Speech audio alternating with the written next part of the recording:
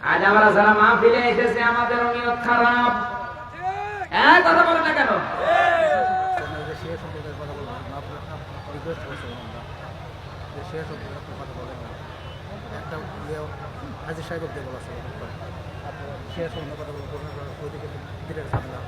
কিসের শেয়ার?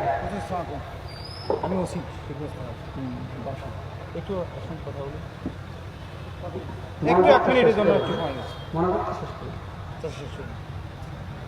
আমরা ভালো আমলের 4টা গুণ বলেছিলাম, একটা এলেম লাগবে, একটা বিশুদ্ধ নিয়ত লাগবে। কি বলছিলাম বলেন তো? কিয়ামতের দিনের জন্য দ্বিতীয় স্টেপে যখন আপনাকে নেতা সহ ডাকবে, এই নেতা পরিষ্কার করে যদি আমি এখন না দেই, আপনিও ধরা খাবেন, আমারও ধরা খাওয়াবেন। এখন যদি ওইরকম যাদের ধাঁচের নেতা আছে যারা নিজেরাও জাহান্নামী, কর্মীদেরকেও জাহান্নামে নেওয়ার জন্য চেষ্টা চালাচ্ছে, ওরা যদি বলে তাফসীর মাহফিলে আপনার এগুলো বলার দরকার কি? আপনি কবরের ওয়াজ করতে পারেন না, নামাজের ওয়াজ করতে পারেন না। পারি, বাস্তবে করব না। বাস্তব দুইতলা নৌকা মনে করেন, দুইতলা নৌকা, নৌকা ছিলেন না? দুইতলা নৌকার উপর তলায় মনে করেন আমরা আছি, নিচ তলায় এনারা আছে। পানির ব্যবস্থা দুইতলার উপরে, নিচের লোকগুলো উপরে পানি নিয়ে আসতে যায়। আমরা যদি বিরক্ত হয়ে বলি, ভাই নিচেই তো পানি আছে, বারবার আমাদের ডিস্টার্ব করো কেন? ওরা যদি বলে ঠিক আছে তোদের কাছে আর আসবো না, 4-5 জন মিলে ওরা এখন নিজের একটা টপটা খুলে নিয়ে পানি নিতেছে। ওপরে আমরা যদি দেখি আর বলি ইয়াসিন ওয়াল কুরআনিল হাকিম, ওদেরকে যদি বাধা না দেয়, টপটা খোলার পরে পানি উঠলে ওরা যেমন ডুববে, আমরা এক কথা বলে রাখবে। আজ এই শয়তান মার্কা নেতাগুলো যাদের চরিত্রের ভেতরে, বাকিটা নাই বললাম, অফিস আদালত গুলো আজ শয়তানের কারখানা বানিয়েছে, জেনার কারখানা বানিয়েছে।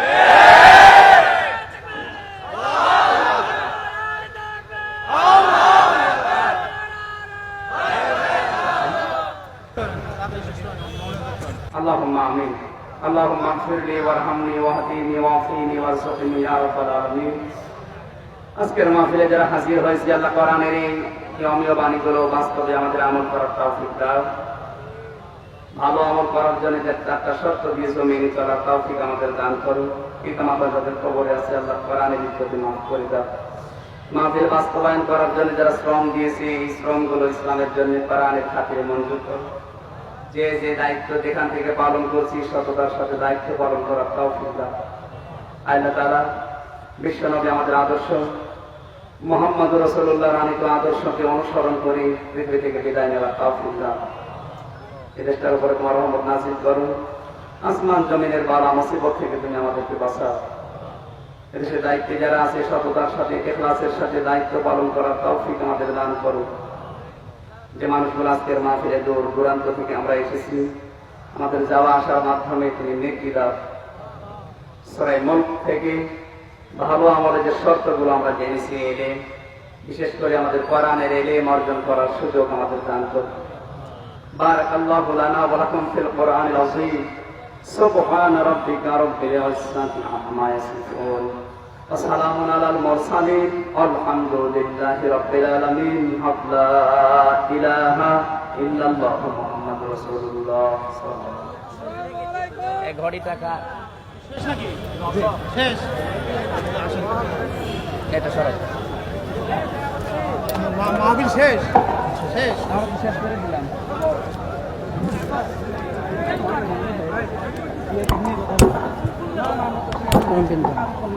আপনার পিন করেন, সাইজ করেন। এই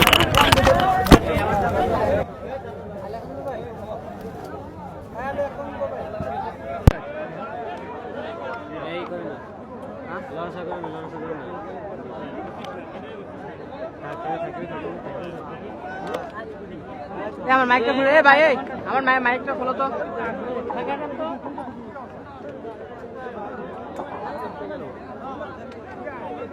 বস এটা খুলে দাও তো, এটা আমারটা। বস আমারটা খুলে দাও বস।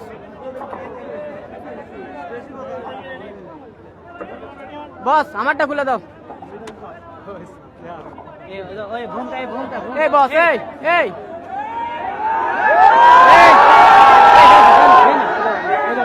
ওই ভূমটা দে না, এটা খুলে দাও না, ওই ওই ওইটা খুলে দাও না। হ্যালো, আপনার সাথে বুঝতে হন। এই সারাই দেন। স্যার কথা বলবেন, একটু প্লিজ আপনার স্যারের কথা বলবেন, কিছু হয়নি ভাই। স্যার কথা বলবেন। এই ভাই এই হ্যালো একটা কথা এই যে সারাই দেন, বিসমিল্লাহির রহমানির রহিম। সারাই দেন।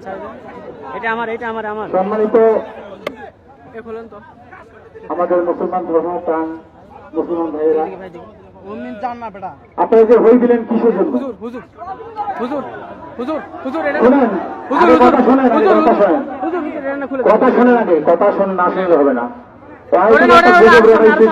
হুজুর আরো সামনে এই কি বলে আপনার, এই যে শিয়া সম্প্রদায়কে নিয়ে কথাবার্তা বলছে, এটা নিয়ে আরে কথা শোনেন না আগে।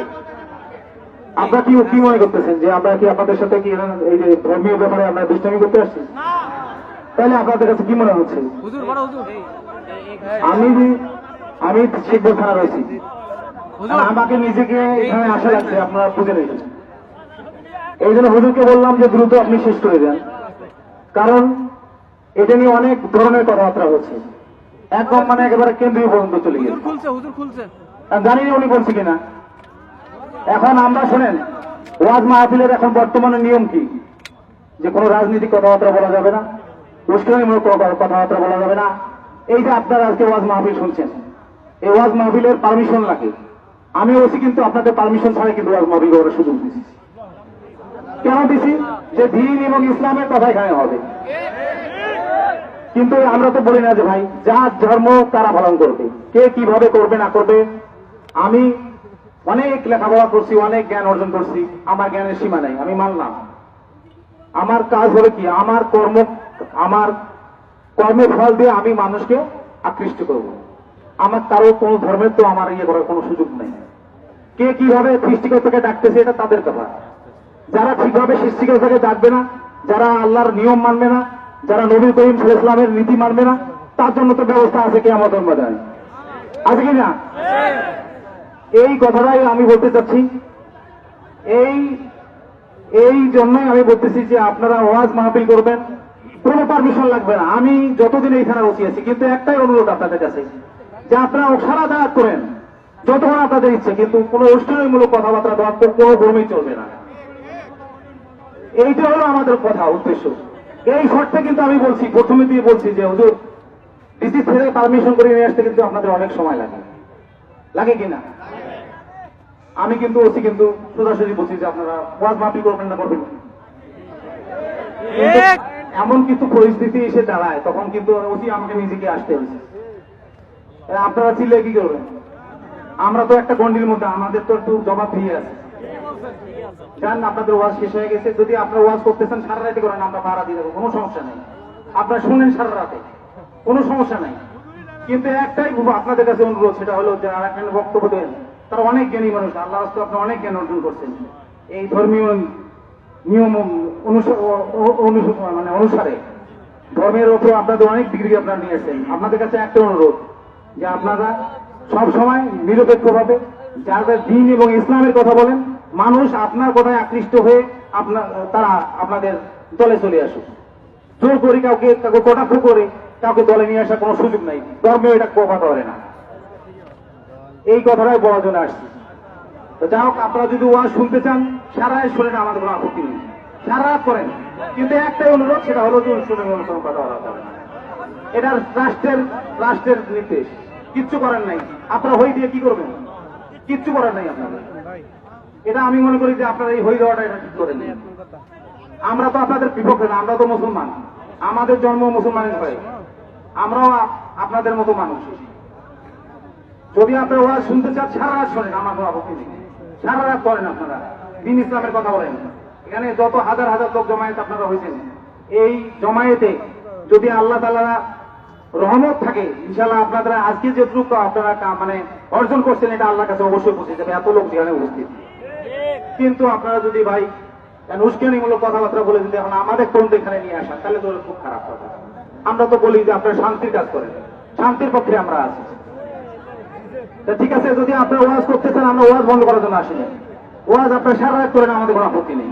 কিন্তু আমি হুজুরদের উদ্দেশ্যে বলবো, আপনারা অনেক জ্ঞানী মানুষ, আল্লাহ তাআলা আপনাদের অনেক জ্ঞান দিছে। আপনাদের কাছে আমরা নগণ্য এবং আপনাদের মানে আপনার প্রশ্নের যোগ্য আমরা না। আপনারা ধর্ম নিয়ে কথা বলেন, ইসলামকে নিয়ে কথা বলেন, নবী করিম সাল্লাল্লাহু আলাইহি ওয়াসাল্লামকে নিয়ে কথা বলেন, সারা রাত ওয়াজ করেন, আমাদের কোনো শুনতে চান সারা রাত শুনেন, কোনো আপত্তি নেই।